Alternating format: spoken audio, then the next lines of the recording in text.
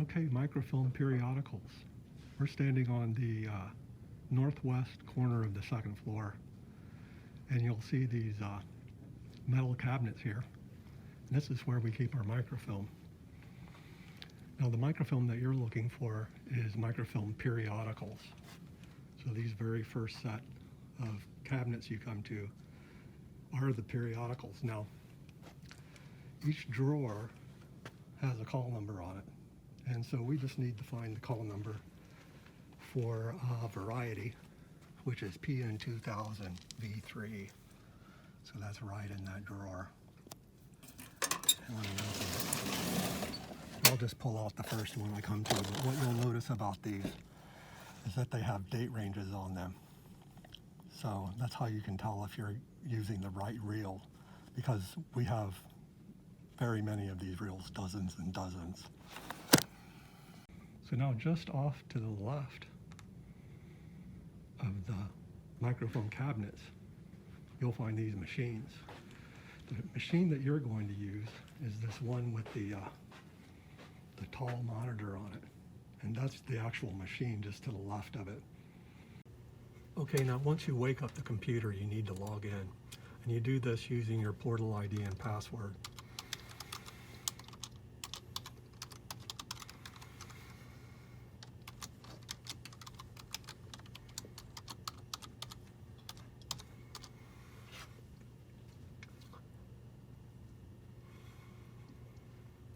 Okay, so once you've booted up, you should see this login prompt. I don't know what it is. It's not necessary, whatever it is. And so you can just close this window.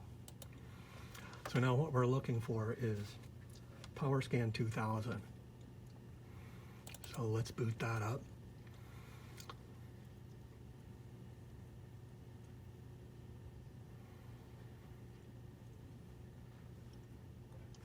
Okay, once you're into the software, you'll be given a choice of different formats of microfilm. What we're looking for is 35mm roll film. Okay, so just click that. And when you do,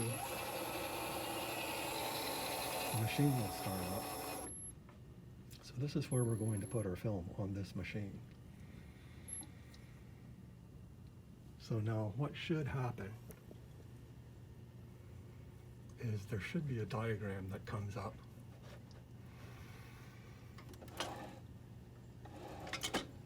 And I'm not seeing it. So in that, oh, here it is.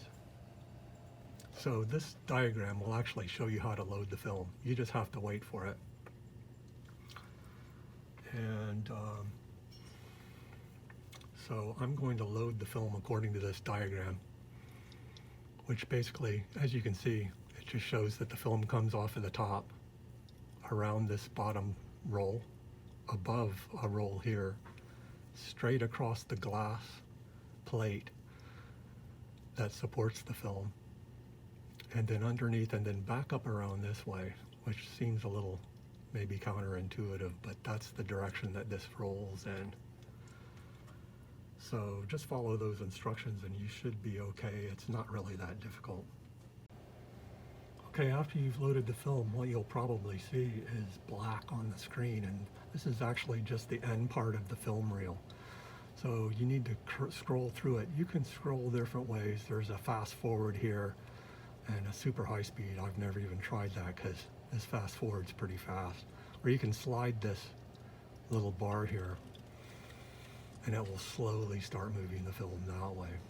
I'm gonna punch this fast forward. Okay, so now we're starting to see some images here. Now let's line up one of these pages.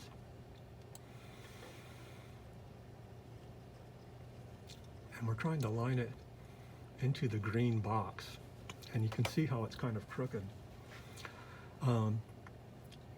These little tabs here will allow you to do different things in the software. And what we need in this case is to adjust this picture. So I'm going to click that tab, and you can use this manual straighten.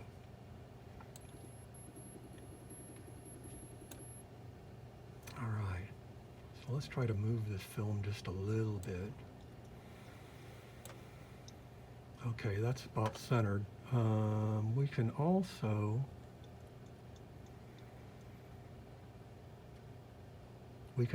zoom, so we can make this a little smaller to fit into the square. That way, what this green square does is it's the area that will be saved when you go to save a file. Anyway, and the way you would navigate through this is just scroll through the film until you come to the date. The date is up here on the top of the page, you can see. So once I've found the article that I want and display it so that it will print out, or not print, or saved as a file, you go to the output and then scan to drive 1, which is on this computer, or you can scan to drive 2 if you have like a USB drive that you can plug into the computer. I'm going to scan to drive 1. And so once that's done, you can minimize this window, and your file is going to be way up here at the top under the My Scans folder. And so this is your file. It's actually a PDF file. Now what you can do from this point is this machine has Google Chrome, so you can log into your local email and mail it to yourself or mail it to whomever. But again, if you bring a USB drive, you can just save it to your flash drive, and that's another way that you can do it.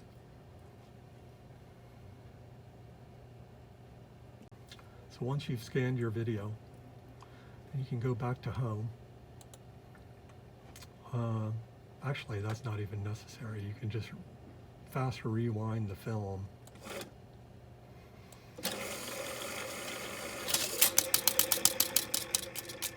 And then put the film back where it belongs. Actually, don't do that. They should have boxes here for you just to leave the film, and someone who works in the library will put them away. One other thing that you need to remember to do with this machine is keep in mind that you logged into this machine, so before you leave it, don't forget to log out. Actually, let's do Control-Alt-Delete here and just sign out.